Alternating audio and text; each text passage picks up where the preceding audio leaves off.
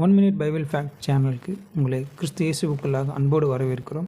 அப்போஸ்தலர் 24வது அதிகாரம் 15வது வசனத்தில், நீதிமான்களும் அநீதிமான்களும் ஆகிய மரித்தோர் உயிர்த்தெழுந்திருப்பது உண்டென்று இவர்கள் தேவனிடத்தில் நம்பிக்கை கொண்டிருக்கிறது போல நானும் நம்பிக்கை கொண்டிருக்கிறேன். ஆமாங்க, இதில் மரித்து போன எல்லாரும் திரும்பவும் உயிரோடு வரப்போகிறாங்க அப்படின்றத சொன்னால் நீங்கள் நம்புவீங்களா? இந்த மாபெரும் சத்தியம் வேதாகமத்தில் ஆதார வசனத்தோட குறித்து நம்ம பார்க்கலாம் வாங்க.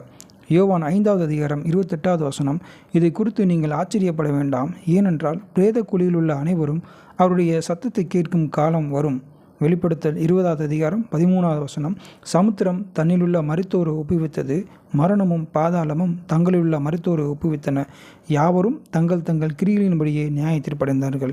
இதில் பார்க்கும்போது வயசானவங்க மரித்த நிலைமையில் எப்படி மறிச்சாங்களோ அதே நிலைமையிலையும், வாலிபர்கள் மறிக்கும் போது எந்த நிலைமையில் மறிச்சாங்களோ அதே வாலிபர்களாகவும், குழந்தைகள் மற்றும் சிறு பிள்ளைகள் இப்படியாக மறித்தவங்க எந்த நிலைமையில் இருந்தாங்களோ அதே நிலைமையிலும் வரப்போகிறாங்க. இது உண்மையிலேயே யாராலையும் நம்ப முடியாத ஆச்சரியமான ஒரு மாபெரும் நாளை பற்றி தான் வேதாகமத்தில் நமக்கு தீர்க்க தரிசனமாக சொல்லப்பட்டிருக்கு.